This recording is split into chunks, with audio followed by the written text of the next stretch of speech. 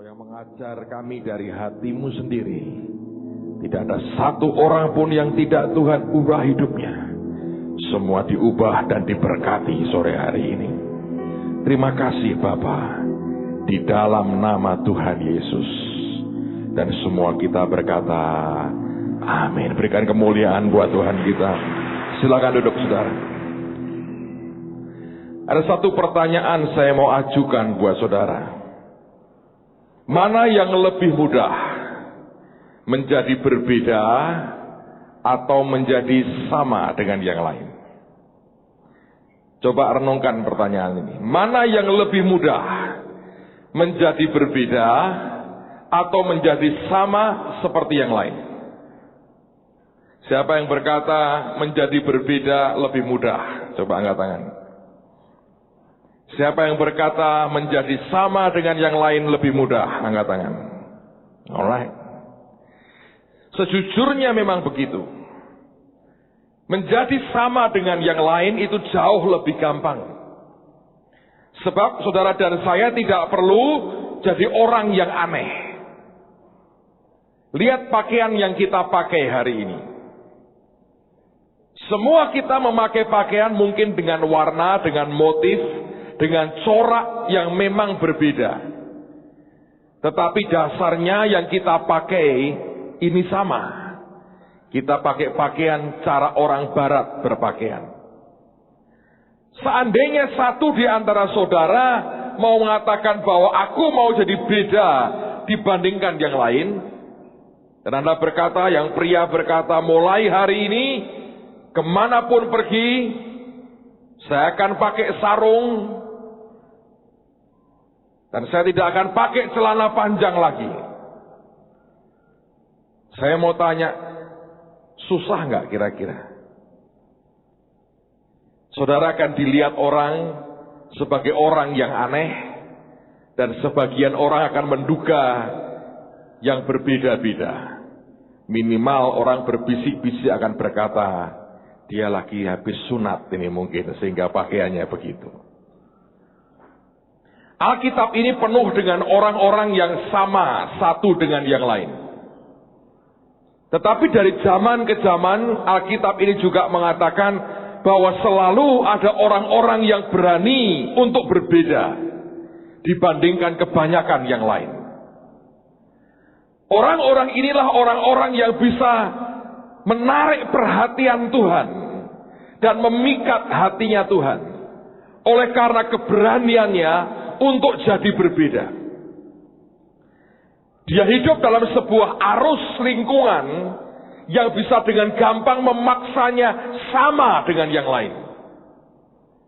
Tetapi ada orang-orang yang memutuskan untuk berbeda. Dan ini bukan sesuatu yang mudah. Tapi sesungguhnya setiap orang yang memutuskan untuk berbeda demi Tuhan dan karena Tuhan, orang itu akan menarik perhatian Tuhan. Saya gambarkan seringkali Tuhan itu adalah pribadi yang tiap hari sebetulnya menahan kebosanan melihat kita. Dalam hal apa, Pak? Dalam hal banyak. Karena kita ini cenderung bertindak, berbuat sesuatu yang normal, yang lazim orang lain buat. Karena manusia cenderung suka melakukan hal-hal yang orang lain, orang kebanyakan sudah lakukan, dan tinggal kita ngikuti aja apa yang orang lain buat. Dan di situ saya membayangkan Tuhan akan bosannya luar biasa. Kok bisa? Sebab nature-nya Tuhan itu kreatifnya luar biasa. Coba pikir saudara, ada berapa miliar penduduk dunia hari ini, ditambah dengan yang sudah pernah dari zaman Adam sampai sekarang, sekian miliar manusia. Tidak satu pun yang sidik jarinya sama. Itu yang tiap hari membatik sidik jari ketika bayi lahir, siapa kira-kira? Yang punya variasi, bisa buat sidik jari tiap kali beda. Coba saudara, pusing nggak? Tapi Tuhan itu menciptakan setiap orang beda. sangat khusus. Suara pun bisa mirip, tapi nggak sama. Ada orang yang mencoba menirukan suara orang, gaya orang, tapi tetap nggak bisa sama. Satu hari saya dipijit oleh seorang bapak yang bertahun-tahun membantu seorang dokter. Dokter ahli tulang ini punya bapak yang bisa memberikan pijat, refleksi dan sebagainya untuk kalau uratnya, tulangnya dan sebagainya. Rupanya si bapak ini terpikat dengan dokter ini. Pada waktu saya dipijit, saudara, dia tanya, dia ngomong. Persis ngomongnya kayak dokter itu. Sampai saya risih. Nggak enak lah, si dokter mijit saya. Kesannya begitu. Intonasinya semuanya sama. Tapi tetap nanti pada saat-saat tertentu, medoknya Jawanya keluar. Lah itu beda dengan dokternya. Ketika saya tanya lebih intelek, dia tidak mengerti. Walaupun dia coba, dia sipitkan matanya, mencoba dengan memejamkan mata, menjelaskan. Tapi saya tahu kosong, dia tidak tahu apa yang saya tanya. Dia tidak pernah kuliah sampai ke luar negeri. Setiap orang itu beda. Anda boleh niru siapapun. Potongan rambutmu, gayamu, semuanya Anda boleh tiru. Tetap berbeda. Bukankah dia Tuhan yang kreatif? Alkitab berkata, kasih setia Tuhan selalu baru setiap pagi. Setiap pagi selalu baru. Kreatif. Dia tidak pernah pakai stok yang lama untuk memberikan kasih setianya kepada anak-anaknya. Dia Tuhan yang kreatifnya luar biasa. Bayangkan seorang Tuhan yang sangat kreatif. Ketemu anak-anaknya yang begitu tok kerjaannya. Bosan gak kira-kira? Menurut saya, bosan, saudara.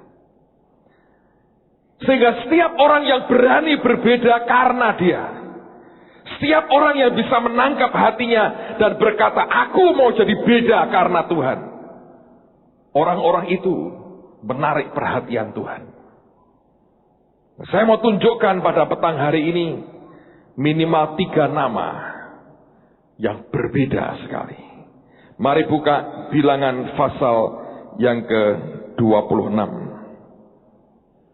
Bilangan 26, lihat mulai ayat yang ke-9 sampai dengan ayat yang ke-11. Dari Bilangan pasal yang ke-26, lihat mulai ayat yang ke-9 sampai dengan ayat yang ke-11. Bilangan 26 ayat 9 Alkitab berkata, dan anak-anak Eliab ialah Nemuel, Datan dan Abiram. Datan dan Abiram orang-orang yang dipilih oleh umat itu. Ialah orang-orang yang telah membantah Musa dan Harun dalam kumpulan Korah ketika mereka membantah Tuhan. Tetapi bumi membuka mulutnya dan menelan mereka bersama-sama dengan Korah ketika kumpulan itu mati. Ketika ke-250 orang itu dimakan api sehingga mereka menjadi peringatan. Ayat 11, perhatikan garis bawahi. Alkitab berkata, tetapi anak-anak Korah tidaklah mati. Alkitab menceritakan ada 3 tokoh dalam umat Israel, Korah, Datan, dan Abiram. Mereka berontak kepada Musa dan Harun. Mereka berkata, cukup kalian berdua telah memimpin bangsa ini, kamu telah menyalahgunakan. Mereka begitu marah, mereka didukung oleh kurang lebih 250 pemimpin. Alkitab berkata, hasil rapat. Pada waktu itu Tuhan marah sekali oleh karena pemberontakan mereka. Lalu Tuhan berkata, kalian yang berontak kumpul. Lalu mereka kumpul di sebuah lokasi tertentu. Dipisahkan Tuhan dengan Musa dan segenap sisa umat yang lain. Datan dan Abiram disertai oleh keluarganya. Anak-anak Datan dan Abiram berdekatan dengan bapaknya. Ketika Tuhan dalam murkanya berkata, kalian kumpul sendiri. Coba bayangkan apa yang terjadi. Korah sebagai pemimpin dia berdiri. Ada Datan, ada Abiram di sampingnya dengan keluarga mereka. Dan dia lihat dari kejauhan, anak-anaknya tidak ikut dia. Saya yakin Korah berkata, "Nak, ayo kemari. Kamu anakku. Ayo ikut aku. Di sini tempatmu." Dan saya bisa membayangkan anak-anak Korah semua hanya menggelengkan kepala dan berkata, "Tidak, Bapak. Bapak di pihak yang salah. Kamu memang Bapakku, tapi aku tidak mau ikut kejahatan." Korahnya berkata, "Lihat Datan, lihat Abiram, semua anak-anaknya bersama mereka. Belum tentu kita yang salah. Bapak mencoba membela kebenaran. Ayo ikut Bapak." Tapi anak-anak ini, dia berkata, "Tidak." Mereka hanya pandangi bapaknya dari jauh. Tapi kaki mereka tidak bergerak kemana-mana. Saudara tahu menjadi berbeda tidak mudah. Dan dalam waktu yang tidak lama Alkitab berkata, bumi terbuka. Seluruh orang itu turun ditelan. Dan anak-anak melihat bapaknya sendiri turun. Bum, dan bumi menutup lagi. Tapi ajaib sekali. Anak-anak ini tidak berontak ke Tuhan. Tidak protes ke Tuhan. Tidak marah dengan Tuhan. Tidak berkata, "Engkau kejam Tuhan, membunuh bapakku." Mereka sadar atas pilihan mereka sendiri. Berkata, "Aku memilih berbeda dengan bapakku. Aku memilih tidak ikut kejahatannya. Aku memilih Tuhan dan bukan bapakku." Saudara tahu, anak-anak ini membuat perhatian Tuhan tertuju kepadanya. Baca kitab Mazmur, berapa belas Mazmur yang dibuat oleh Bani Korah. Siapa itu Bani Korah? Itu satu suku keturunan dari anak-anak Korah ini. Sekian waktu setelah peristiwa itu, bukti bahwa anak-anak ini tidak kepahitan dengan Tuhan. Bukti bahwa mereka telah memutuskan untuk jadi berbeda dengan yang lain. Itu memikat hati Tuhan.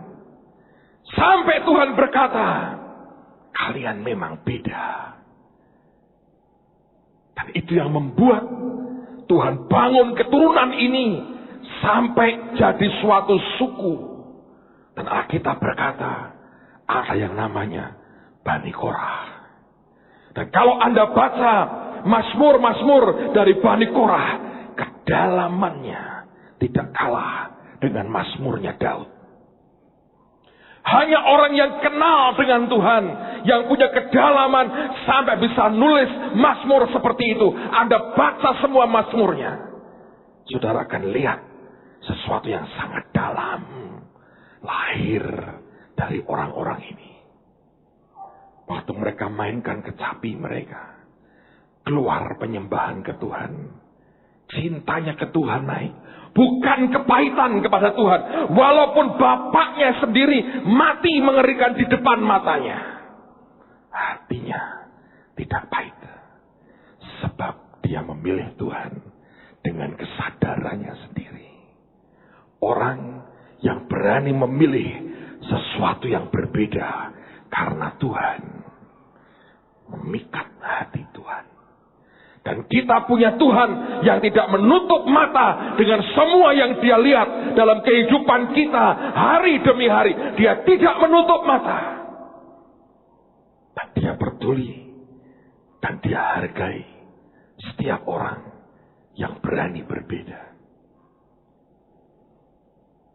Kalau Anda bisa bayangkan peristiwa momen itu, sekian menit itu. Ketika si ayah mencoba berkata, "Nak, ayo ikut." Mungkin sambil meratap. Tapi di ujung yang lain saya yakin, Bukan sambil tertawa mereka berkata, no. Saya yakin juga berlinang bercucuran air mata. Sambil meratap mereka tetap menggelengkan kepala. Dan berkata, no. Tidak Bapak. Aku tidak bisa ikut kau. Aku tahu kau salah. Tuhan tidak mau itu. Saya yakin Bapaknya mencoba meyakinkan mereka, aku benar nak, aku ini membela kebenaran. Tapi anak-anak ini kenal Tuhan. Lebih dari bapaknya kenal Tuhan. Saya tidak mengajari Anda berontak kepada orang tuamu. Tapi saya berdoa ada pengaruh Tuhan yang lebih besar dari pengaruh siapapun dalam kehidupan kita. Sebab pada satu titik Anda harus mengerti, ikut Tuhan bukan karena pengaruh siapapun. Itu keputusan pribadi kita. Karena kita kenal Dia. Amen, saudara. Orang kedua. Mari buka 1 Tawarikh pasal yang ke-11. 1 Tawarikh pasal yang ke-11. Kalau Anda ketemu dengan pasal 11, lihat dulu pada ayat yang ke-10. Judulnya adalah Pahlawan-Pahlawan Daud. Ayat 10. 1 Tawarikh 11 ayat yang ke-10. Inilah kepala-kepala para pahlawan yang mengiringi Daud, yang telah memberi dukungan yang kuat kepadanya, bersama-sama seluruh Israel dalam mencapai kedudukan raja, dan yang mengangkat dia sebagai raja, seperti yang difirmankan Tuhan mengenai Israel. Nah, di rumah Anda akan baca terus, saya harap Anda terus baca. Lalu kita akan sampai di ayat yang ke-39. Ini ada sebuah statement yang luar biasa. Di antara namanya pahlawan Daud. Nah, coba sebelum kita baca, perhatikan dulu. Apa bedanya tentara Daud dengan pahlawan Daud? Apa bedanya pasukannya Daud dengan pahlawannya Daud? Pasukan itu karena dia berprofesi, kerjaannya memang sebagai tentara, menyandang senjata. Tapi kalau orang mendapat predikat pahlawan, semata-mata bukan karena jasanya, tapi orang itu minimal punya keluhuran budi di dalam, yang bisa memberikan keteladanan bagi orang lain. Misalnya begini, kita kan baru memperingati kemerdekaan Republik Indonesia. Tadi saya tanya dengan teman-teman, siapa yang paling berjasa bisa melahirkan terbentuknya negara kesatuan Republik Indonesia? Teman-teman akan berkata, oh Bung Karno. Kenapa? Dia memproklamirkan begini. Oh, ada yang jawab Pak Harto, ya masih kecil zaman itu, belum berjasa. Ada yang bilang siapalah, mungkin ada yang bilang, oh ya om saya ikut itu melahirkan bangsa, boleh, atau opa saya itu mungkin berjasa. Lalu saya berkata begini, karena saya dulu kuliah sejarah di Undip, jadi kita punya banyak diskusi yang tidak pernah keluar. Zaman itu tidak boleh keluar. Zaman sekarang orang boleh bicara macam-macam lah, asal pokoknya tidak menghina orang. Indonesia Raya ada bait kedua, ada bait ketiga sekarang muncul kan. Jadi nanti kalau dinyanyikan 3 bait, 3 stanza dinyanyikan, panjangnya luar biasa. Anda tahu, satu bagian aja itu sudah kita nggak bisa apal dengan baik seringkali. Dan katanya konon lagu kebangsaan paling terpanjang di dunia itu Indonesia Raya. Indonesia itu kalau sudah nyanyi, luar biasa. Kalau 3 stanza, habis itu pelajaran itu nyanyi Indonesia Raya, saudara. Nanti kalau upacara yang pingsan makin banyak karena kepanasan. Tapi saya tanya, siapa yang paling berjasa membentuk negara kesatuan Republik Indonesia? Anda tahu siapa? Itu kelompok orang yang paling dihujat. Zaman dulu kalau pas tanggal-tanggal begini di TV RI kan munculnya film-film perang itu ya. Anda tahu siapa? Belanda. Yang paling berjasa itu Belanda. Kenapa Anda tahu? Negara Kesatuan Republik Indonesia itu dasarnya apa? Bekas jajahan Hindia Belanda. Kalau Belanda tidak menjajah Indonesia, itu nanti kemudian kerajaan Sumatera Utara, kerajaan Jawa Tengah, kerajaan Jawa Timur, kerajaan Pasundan. Ngerti nggak? Nggak ada tuh. Nanti kerajaan Papua, kerajaan Sumba, kerajaan apa itu perang terus. Jadi itu tercipta karena jasanya Belanda. Tapi tidak ada orang berkata, Belanda pahlawan kita. Nggak ada tuh saudara. Nggak ada tuh. Kenapa? Sebab mereka bukan cuma itu yang dilihat jasanya. Tapi waktu mereka berkuasa, kita diinjek habis. Kita diperas habis. Kita diperlakukan tidak seperti manusia sejajar dengan dia. Tidak ada orang berkata, hidup Belanda, hidup Belanda. Anda boleh sepak bola membela Belanda. Tapi tidak ada orang berkata, Belanda pahlawan kita. Ya kan? Nggak ada Van Mook, Jenderal Van Mook adalah pahlawan kita. Anda digantung habis sama rakyat, saudara. Nggak ada kan? Sebab pahlawan itu bukan cuma soal jasanya. Tapi pahlawan itu dilihat daripada hatinya, keluhurannya, keteladanannya. Nah, sekarang Anda nanti di rumah, tolong Anda baca. Ini pahlawan-pahlawan Daud. Kalau saudara jeli melihat, ada satu nama yang tidak muncul di sini. Padahal dari semua nama ini pangkatnya paling tinggi.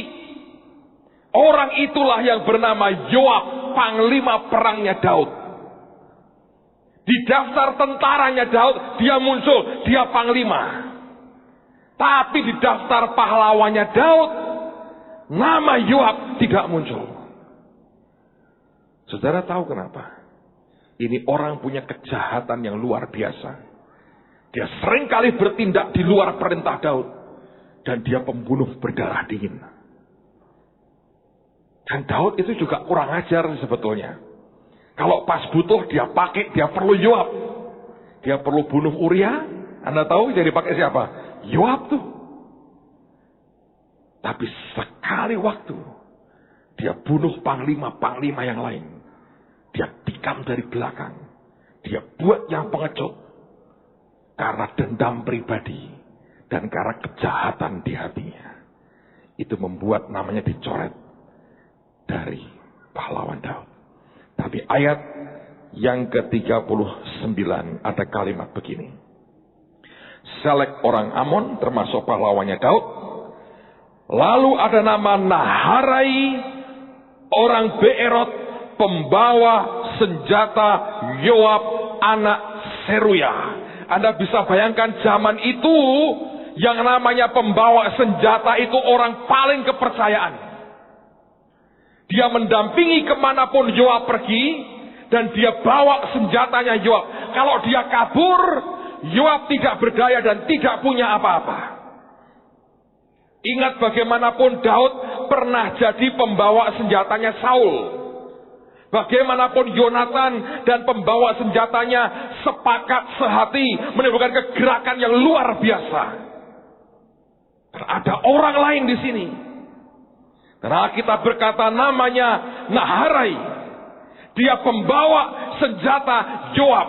Sebetulnya orang ini dengan gampang sekali di bawah pengaruhnya Yoab. Saya yakin Yoab cocok banget sama orang ini. Sebab tidak mungkin Yoab didampingi orang yang tidak bisa sehati dengan dia. Somehow ada bagian dari hidupnya yang Yoab berkata ini cocok sama aku. Sehingga Yoab berkata kamu jadi pembawa senjataku. Tetapi waktu berjalan ada sesuatu yang berubah dalam hidup orang bernama Naharai. Dia seperti mau berkata, Panglima, Anda telah melakukan banyak hal yang luar biasa. Tapi dalam soal kejahatan, soal tanganmu berlumuran darah, tanganmu berbuat tindakan yang pengecut, engkau membunuh orang tidak pada tempatnya. Aku tidak ambil bagian. Bagaimana mungkin orang kepercayaan Yoab, di mana Yoab percaya banget, dia bisa berkata, aku tidak ikut-ikut dengan kamu. Jelas satu hal saya beritahu saudara. Ada pengaruh yang lebih besar masuk ke dirinya. yang membuat dia berkata, aku tahu panglimaku salah. Dan dengan sadar dia memutuskan untuk jadi berbeda dibandingkan dengan panglimanya. Dan yang ajaib, nama Naharai sebetulnya terjemahan hurufiahnya itu tukang ngorok, saudara. Anda tahu ngorok mendengkur? Nah, tukang mendengkur. Mungkin kalau tidur dari bayi mendengkurnya keras banget. Ibunya berkata, Naharai. Mungkin lahir bukan nangis, tapi ngorok. Orang berkata, Naharai namanya. Kalau tidur membuat orang terjaga, mungkin Yoab suka. Demi supaya yang jaga malam tidak ngantuk, kemana-mana bawa Naharai. Ngoroknya, dengkurnya paling keras. Penjaga malam tidak akan pernah tertidur karena terganggu dengkurannya. Apapun yang terjadi, tapi saya mau katakan satu hal. Orang ini toh berani berkata, aku mau memutuskan sesuatu yang berbeda. Dan kalau Anda berani memutuskan sesuatu yang berbeda, itu memikat hati Tuhan. Sebab Tuhan berkata, yang begini nih aku butuhkan. Aku cari orang-orang yang berani berbeda, walaupun dia harus berdiri seorang diri. Saya berdoa dengan apa yang Tuhan kerjakan di tengah-tengah kita dalam setengah tahun terakhir ini, kita jadi orang-orang yang berbeda, saudara. Pak Roni di tengah-tengah kami, bantu doa kita mau punya sekolah sepak bola. Saya beritahu saudara, kalau itu jadi, kita buat geger tiap kampung. Main bola dengan cara Tuhan. Membawa banyak orang berkata, hei, ada sesuatu yang berbeda.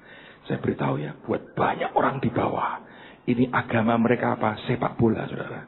Tidak ada 5 agama itu masuk di KTP mereka. Agamanya apa? Sepak bola. Itu agama mereka. Kalau Anda ke Brasil, Argentina, Anda tahu agama mereka apa? Sepak bola. Di sana ke gereja kalah dengan sepak bola. Gereja itu kalau mau buat KKR, lihat dulu daftar pertandingan. Kalau klub paling gede di kota itu bertanding, gereja lebih baik nonton bareng-bareng sambil berdoa sebentar, mungkin kolektor diedarkan cepat-cepat di lapangan bola daripada buat kebaktian tanpa orang datang.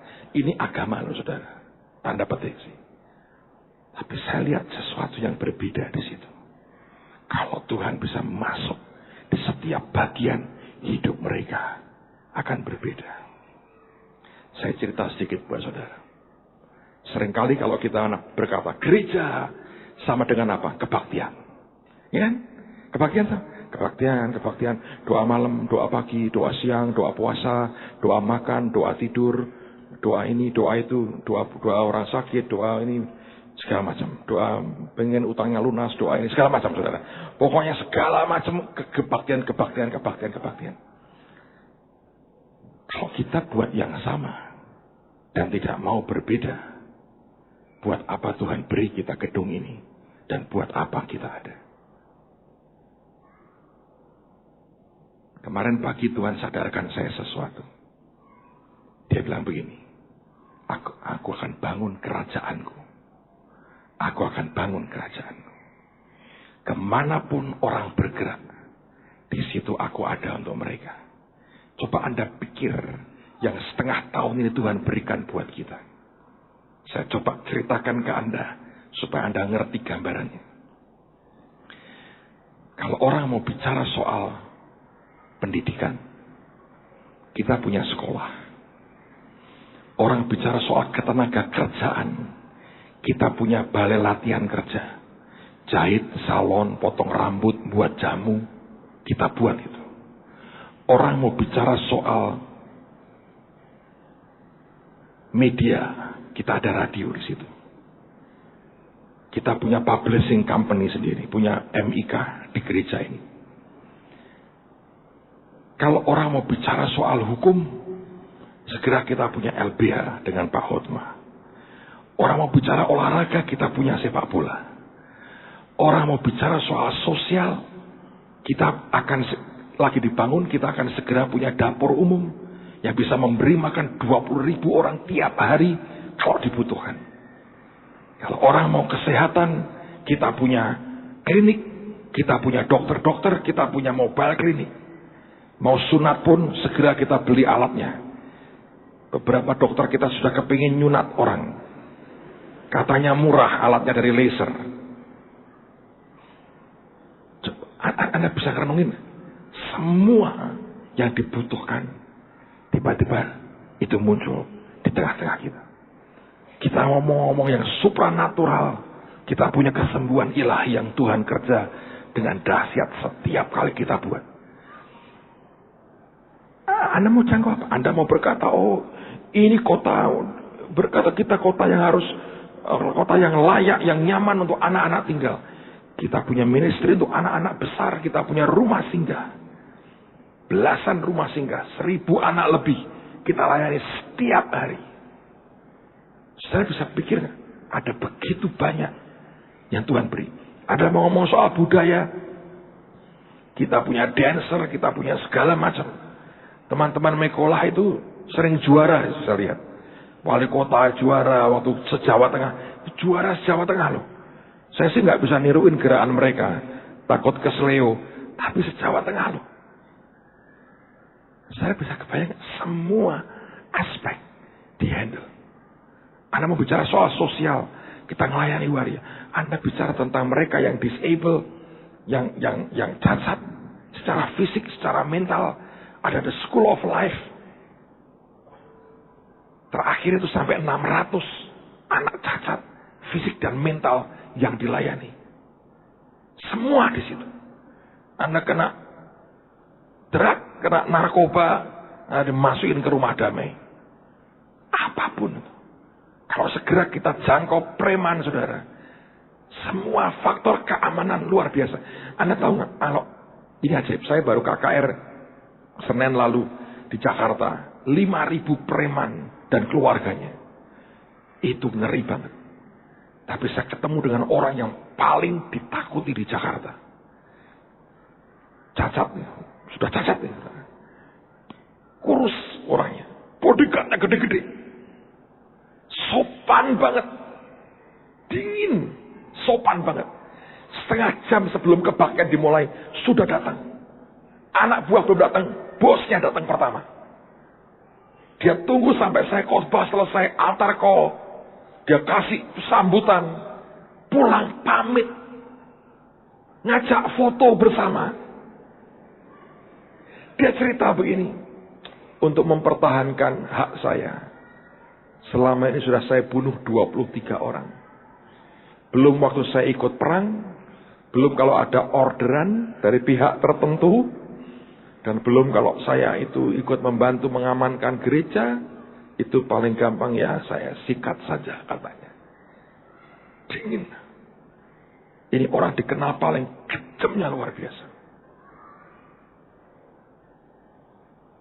Saudara ngerti kalau menurut saya hari ini. Saya jalan di Jakarta safe lah saudara.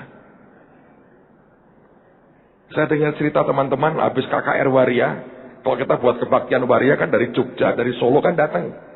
Mereka datang ke Jogja pas liburan lalu. Di traffic ada Waria lagi ngamen, mau dikasih duit ini. Dibuka kacanya.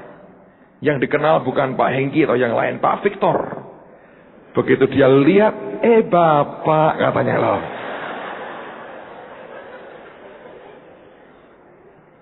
Bayangin tuh saudara. It's safe. Dan orang ini ngomong begini, Pak, kalau mau buat di Semarang, saya dukung Pak. Anggota saya di Semarang minimal 1.000 orang. My goodness. Semua aspek saudara. Semua bagian. Sentuh Tuhan. Sentuh Tuhan. Siapa yang bisa buat? Tuhan loh. Anda sedang membangun kerajaan sorga. The kingdom of God. Beranilah jadi berbeda. Jadi beda. Amen saudara. Jadi beda. Sekarang lagi dikejar terus saya, Pak mana ini? Saya lagi cari dokter. Yang sungguh-sungguh punya hati. Dokter mata nih. Yang mau mengabdikan hidupnya. Untuk ngoperasi katarak orang gratis. Ada satu pengusaha terus ngomong, Pak, saya siapin duitnya loh. Bapak butuh uang berapa? Dia pengen buat truk satu. Di dalamnya untuk operasi katarak gratis. Ada banyak kesempatan dibuka. Kalau Anda ya begini, diem, lama-lamanya berjamur badan kita, Anda tidak akan berbuat apa-apa. Di zaman seperti ini, saya nggak tahu lagi kalau orang hanya suka diam dan dia tidak bergerak kemana-mana. Paling enak sih diam sih, tanpa resiko. Kalau orang bergerak salah, nah ya, paling enak begitu. Tapi Anda juga tidak akan pernah kemana-mana. Amen, saudara. Think about it. Minggu lalu saya ceritakan, saya telepon Gubernur Sumatera Utara. Beliau akan bangun 50 sekolah di perbatasan Aceh. Minta kita yang tangani. Saya mikir begini. Kalau 6 bulan lalu saya nggak dengerin Tuhan bicara untuk buka sekolah itu, tidak ada gubernur telepon saya bilang aku serahin 50 sekolah.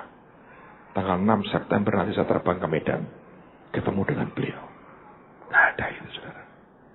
Kadang-kadang kita tidak pernah mengerti sampai seberapa Tuhan akan bawa kita.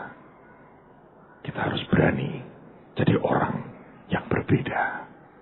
Amen, saudara. Yang terakhir, 1 Tawarikh pasal yang ke-12 sekarang. 1 Tawarikh 12 ayat yang ke-29. Kalau Anda baca di ayat 23, judulnya Tentara Daud di Hebron.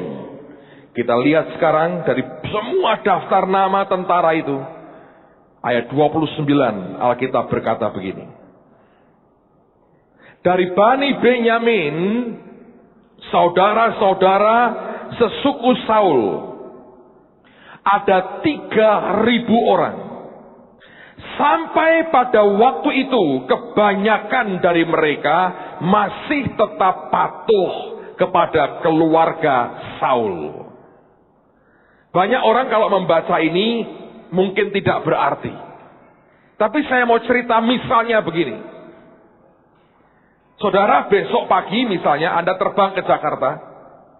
Lalu Anda sendirian ini, dengan mungkin 2 orang anggota keluargamu, datang ke kedutaan besar Amerika dan berkata, saya minta suaka politik. Saya mau jadi warga negara Amerika. Ada gebor-gebor begitu. Saya mau tanya, saudara. Saudara mungkin tidak akan ngalami apa-apa sih. Kalau Amerika lagi senang hati ya diterima. Lagi tidak ya Anda diusir keluar. Tapi resiko ada pada keluargamu yang di rumah. Itu bukan pemerintah. Orang sekampung akan ngamuk. Rumahmu dibakar berkata, lu jual bangsa ya. 3.000 orang ini harus menghadapi seluruh suku Benyamin yang masih patuh kepada keluarganya Saul. Bagaimanapun ketika Saul yang orang Benyamin itu jadi raja, sukunya paling menikmati keuntungan. Sehingga sebagian besar dari mereka loyalnya bukan ke Daud, tapi ke siapa? Saul. Dan tiba-tiba ada 3.000 orang yang berkata, aku mau ikut Daud. Itu resiko dikucilkan. Dan keluarganya dimusuhi sesukunya. Mungkin bahkan resiko dibantai besar sekali. Menjadi berbeda memang tidak pernah mudah. Tapi kenapa mereka memutuskan seperti itu? Saya mau buktikan kepada Anda. Bukan semata-mata keputusan manusianya. Sebab orang bisa berbeda kalau bukan karena pengaruh kekuatan Tuhan. Dia gak pernah bisa berbeda. Di pasal yang sama. Di pasal yang sama. Lihat ayat yang ke-16 sekarang. Pasal 12. Ayat yang ke-16. Saya tunjukkan kepada saudara. Waktu mereka mulai bergabung. Ini yang terjadi. Sebagian dari Bani Benyamin dan Yehuda datang kepada Daud di kubu itu. Lalu keluarlah Daud menyongsong mereka. Berkatalah ia kepada mereka. Jika kamu datang kepadaku dengan maksud damai untuk membantu aku, maka aku rela bersekutu dengan kamu. Tetapi jika untuk menyerahkan aku dengan tipu muslihat kepada lawanku, sedang aku tidak melakukan kelaliman, maka biarlah Allah nenek moyang kita melihat itu dan menghukum kamu. Perhatikan ayat 18. Lalu roh ini bukan siapapun, roh Tuhan menguasai Amasai, kepala ke-30 orang itu, dan berkata apa? Ini roh yang menguasai dan dikuasai roh orang ini berkata begini. Kami ini bagimu hai Daud, dan pada pihakmu hai anak Isai, sejahtera bagimu dan sejahtera bagi penolongmu, sebab yang menolong engkau ialah Allahmu. Kemudian Daud menyambut mereka dan mengangkat mereka menjadi kepala pasukan. Mereka bergabung bukan karena mereka memikirkan keuntungan diri mereka. Mereka bergabung bukan karena mereka pelin-pelan, bukan karena mereka tipe penjilat. Mereka bergabung karena roh Tuhan yang kuasai mereka. Saya berdoa ada orang-orang di sini yang berani berbeda karena roh Tuhan kuasai saudara. Kalau Anda bisnis, Anda punya kerjaan, Anda bisa jadi berbeda dengan yang lain. Saya berdoa ada orang-orang yang membutuhkan peneguhan. Saya mau beritahu saudara, Tuhan teguhkan Anda hari ini kan. Dan firman berkata, beranilah untuk jadi berbeda. Amen. Tutup Alkitabmu. Mari berdiri sama-sama. Ku sembah kau Allahku.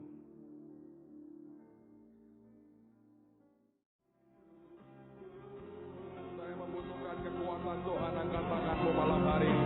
Hamba berdoa dalam nama Yesus, alirkan kekuatan daripadamu Tuhan. Ada panggilan-panggilan untuk jadi berbeda dengan dunia ini. Hidup tidak sama seperti yang lain karena Tuhan memanggil setiap kami begitu spesial, begitu khusus. Tapi hari ini hamba berdoa demi nama Yesus, berikan kekuatan yang baru dalam hidup kami. Terus melangkah bersama dengan Tuhan, melangkah dengan Tuhan, melangkah dengan Tuhan. Yang butuh mujizat, biar kau terima mujizatnya dalam nama Yesus. Yang butuh kesembuhan, terima kesembuhan dalam nama Tuhan Yesus. Yang butuh katakan dilepaskan dari setiap belenggu, setiap persoalan, beban, hutang, apapun juga. Di dalam nama Yesus, Engkau Tuhan yang tolong mereka. Terima berkatnya, terima berkatnya, terima berkatnya. Ku sembah kau Allahku. Thank you Lord. Bapa dan sahabatku.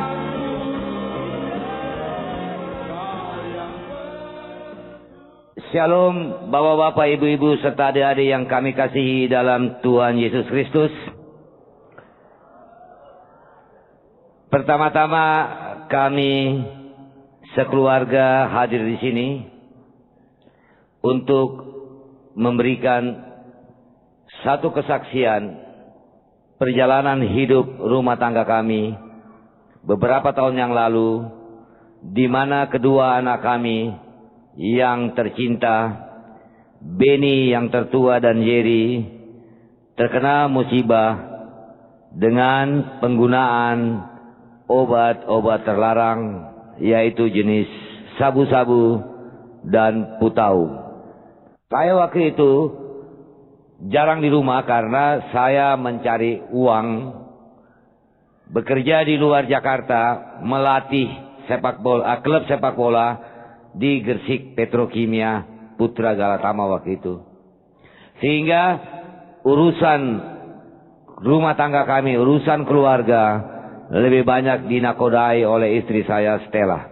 Sehingga suatu saat, pada saat saya libur ke Jakarta, Yeri datang ke saya dengan badan yang begitu menderita, sangat sakit sekali. Dia sampaikan kepada saya, "Pak, Yeri tidak kuat, Yeri sakit sekali." Saya tanya sama Yeri, "Yeri sakit apa Yeri?"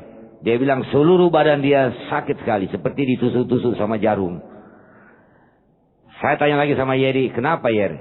Akhirnya Yeri mengaku bahwa dia selama ini menggunakan putau. Pada saat itu saya jadi bingung.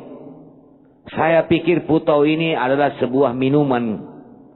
Dulu saya main bola, saya sering minum ini putau. Semacam green sand yang ada sedikit alkoholnya mungkin. Saya punya pikiran, toh nanti sebentar dia jadi baik. Tapi ternyata tidak. Akhirnya saya bawa Yeri ke dokter. Dikasihlah obat penenang. Pulang ke rumah, Yeri bisa istirahat. Saat itulah saya berkonsultasi sama dokter, apa yang dibilang putau dan apa yang dibilang sabu-sabu. Saat itu saya seperti tidak percaya ya, bahwa Yeri ini mengkonsumsi putau sejenis morfin yang sangat berbahaya, yang bisa mengancam keselamatan hidupnya. Di situ saya sedikit stres. Sekarang bagaimana masalah ini kita bisa selesaikan?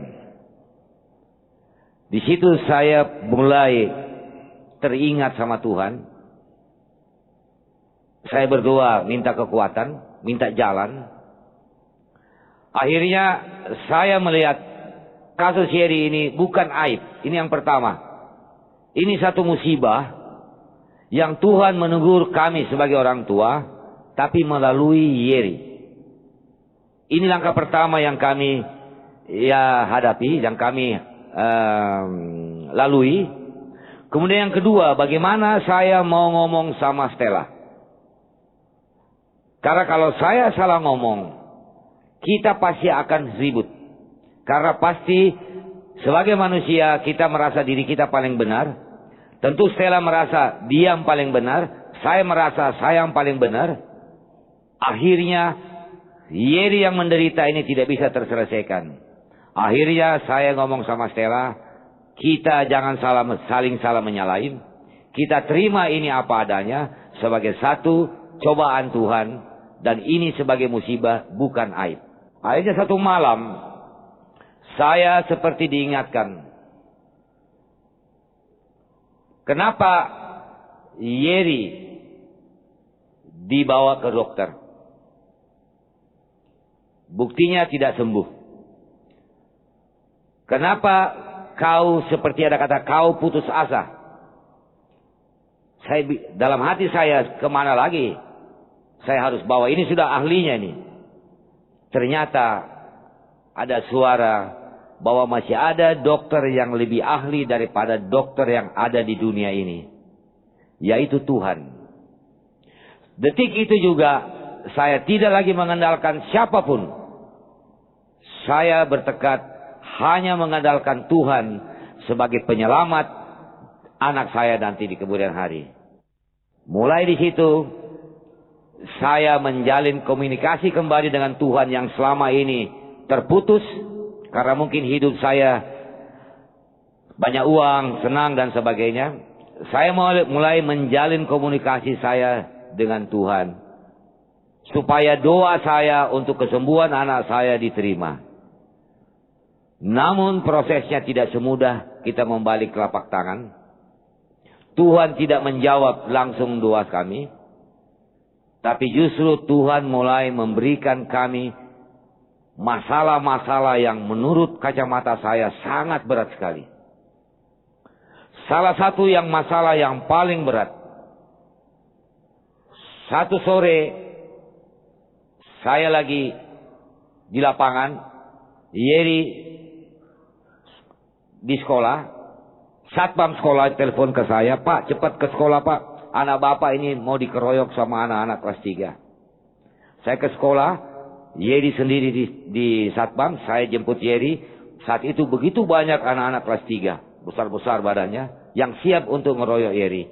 Saya bawa pulang Yeri. Sampai di rumah saya tanya sama Yeri, kenapa Yeri? Yeri harus jujur sama papa. Dia bilang dia dituduh ngambil uang melalui ATM temannya. Dan besok Yeri akan diperiksa oleh guru-guru sekolah. Oke, saya tanya Yeri ambil atau tidak? Yeri mengaku tidak ambil. Saya pagi-pagi, mungkin waktu yang salah Yeri ya. Saya datang sama Yeri itu jam sekitar 9:30 atau jam 10 ya. Pas jam istirahat sekolah ini. Ini sekolah salah satu sekolah yang paling terkenal di Jakarta Timur. Begitu kita dua masuk pintu gerbang, satu sekolah, murid dari kelas 1 sampai kelas 3 yang pada saat itu istirahat, teriak, maling, maling, maling, anak maling. Saya dalam hati itu pada saat itu, sebelum ini, di mana saya berada orang sanjung saya. Kalau saya main bola satu stadion muji saya. Tapi kali ini saya dihadapkan dengan satu situasi yang berat. Saya dan Yeri diteriaki maling. Tapi saya peluk Yeri, saya jalan sama Yeri. Kita saling pelukan. Saya bilang, Yeri tabah. Apapun yang mereka ngomongin, Yeri tetap anak papa. Apapun yang mereka katakan, Yeri tetap anak papa. Kita berdua jalan sampai di ruang guru. Yeri diperiksa dan ternyata Yeri tidak terbukti ngambil ATM temannya.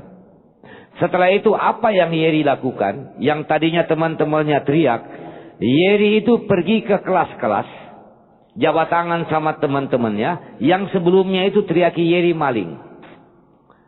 Di situ hati saya seperti teriak, terima kasih Tuhan. Ternyata Tuhan memberikan saya anak yang berhati mulia.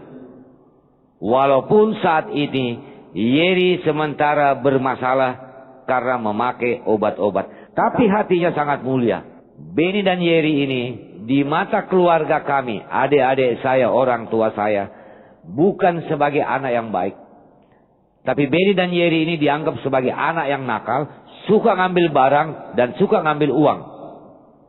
Jadi kalau ada acara keluarga, kami pergi, misalnya ada ulang tahun adik, atau ulang tahun orang tua, kami pergi sama-sama.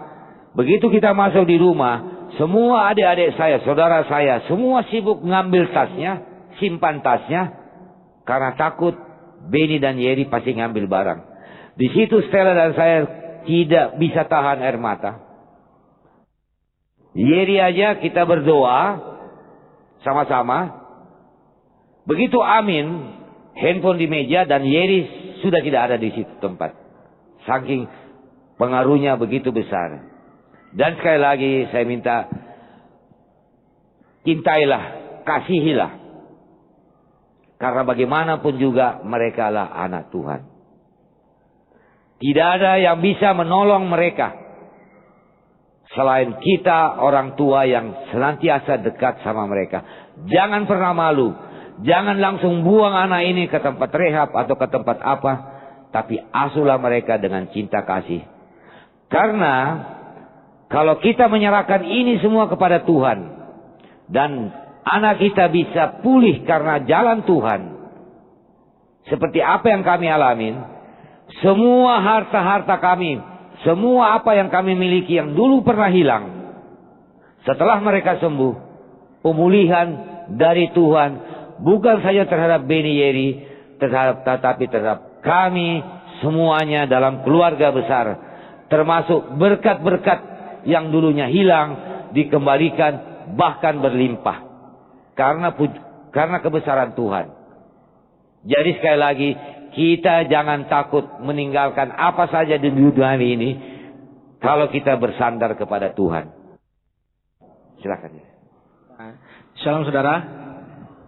Ya, saya bersyukur buat kesempatan ini. Ya memang ini satu kasih karunia. Kalau 7-8 tahun lalu nggak begini kondisinya gitu loh. Saya nggak pernah kepikir bahwa suatu saat saya jadi seorang pecandu yang setiap hari harus memakai. Dan itu menghancurkan hidup saya gitu. Jadi seperti kata bapak saya, hidup saya mulai hancur, berkali-kali sekolah keluarkan saya gitu. Jadi dari Jakarta ke Banjarmasin, ke Cirebon, dan terus sampai akhirnya saya berpikir bahwa apa bisa gitu saya sembuh. Sebenarnya nggak mudah gitu ya, karena seperti yang tadi bapak saya bilang, setiap kali saya di satu sekolah, satu kelas, hampir semua teman kelas saya tuh nggak mau dekat saya gitu. Jadi kalau saya ngumpul sama mereka di kantin, mereka senggol-senggolan, awas nih, ini orang bermasalah. Jadi dalam waktu 5 menit saya ditinggalkan sendiri. Selalu kayak gitu, selalu di tetangga juga kayak gitu. Dan saya berpikir, oh saya masih punya keluarga. Jadi Saya datang ke om tante berharap saya bisa diterima, tapi seperti kata papa tadi, begitu mereka saya datang, pintu nggak dibuka, langsung dikunci dulu ke depan. Saya tahu mereka bilang, ayo semua umpetin tas, ini iri datang malah. Soalnya sedih banget gitu. Begitu saya sampai, dalam waktu 5 menit juga saya sendiri. Jadi saya lewatin berkali-kali sendiri sampai akhirnya sempat beberapa waktu saya lari dari rumah, saya tidur pinggir jalan, dari halte ke halte. Saya pikir gini, saya kan anak Tuhan, tapi saya nggak bisa sembuh. Kondisi fisik saya mulai hancur, dosis saya mulai naik, dan akhirnya saya sampai pada satu titik di mana saya sangat frustasi. Saya seperti Papa saya bilang, saya sebenarnya hati ini sakit. Bayangkan hampir semua medali PON, medali SEA Games, piala itu saya jual. Itu kebanggaan Papa. Bahkan cincin kawin Papa Mama sempat saya jual gitu. Jadi hati ini buat saya gini, mendingan mati deh. Karena saya nggak tahan selalu menyakiti orang-orang gitu. Dan saya berkali-kali coba bersembuh, saya bangun hidup saya pengen keluar dari masalah ini, tapi nggak bisa. Sampai akhirnya satu malam saya ambil keputusan untuk saya mati aja deh, saya mati aja. Nggak bisa saya gini terus. Saya ingat satu malam dalam keadaan sakau, badan saya semuanya sakit. Saya masuk kamar saya kunci. Saya ambil satu gelas racun serangga. Jadi saya taruh di kamar saya. Terus saya tulis surat buat papa saya. Saya bilang, "Pa, kalau Yeri mati, saya minta jangan salahin mama." Demikian juga saya tulis surat ke mama. Saya bilang, "Ma, kalau Yeri mati jangan salahin papa. Saya nggak mau mereka salah-salahan." Saya tulis surat buat opo oma saya. Saya bilang, "Opo oma, kalau Yeri mati tolong jangan salahkan papa mama saya gagal didik anak gitu.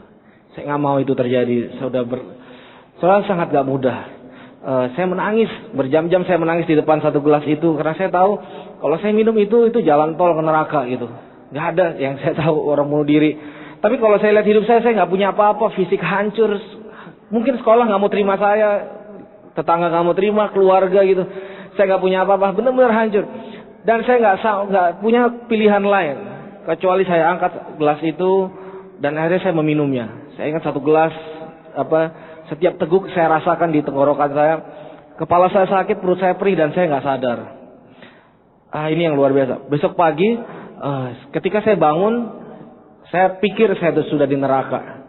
Tapi waktu saya lihat, saya di kamar yang sama, saya lihat gelas kosong itu masih ada, saya lihat kertas itu masih ada, saya lihat ruangan semua masih ada. Detik itu saya tahu Tuhan Yesus itu hidup. Detik itu saya tahu Tuhan masih punya pengharapan buat saya. Detik itu saya tahu bahwa yang namanya Tuhan ada. Kalau tidak ada Tuhan, saya tidak mungkin ada di tempat ini. Nah di situ saya mulai bangun pengharapan saya. Oh ternyata saya bisa. Masih ada jalan lain Tuhan. Saya dilayani oleh hamba Tuhan, suami istri. Mereka katakan, "Ya ada dokter di atas segala dokter." Mungkin karena saya sudah sering ke dokter, saya berpikir bahwa aduh dokter lagi. Saya kurang tertarik gitu. Terus tiba-tiba dia bilang gini, "Ya ada satu pribadi yang mengasihi kamu." Saya bilang, saudara, tanpa saya sadari air mata saya ini meleleh gitu. Saya bilang, nggak mungkin. Terus dia bilang gini, namanya Yesus. Andai kata cuma kamu seorang di dunia ini ya, Tuhan Yesus akan tetap naik di atas kayu salib buat kamu. Puji Tuhan, tahun 2003 saya masuk TSOA. Sejak itu saya ngalamin pemulihan luar biasa. Saya bilang, Tuhan, saya mau jadi berkat di kota-kota, bangsa-bangsa. Saat ini saya dipercayakan untuk memimpin sebuah jemaat di kota Depok. Dan banyak perkara yang terjadi dalam hidup saya. Tapi bersama Yesus saya bisa rubah masa depan saya. Terima kasih, Tuhan Yesus memberkati.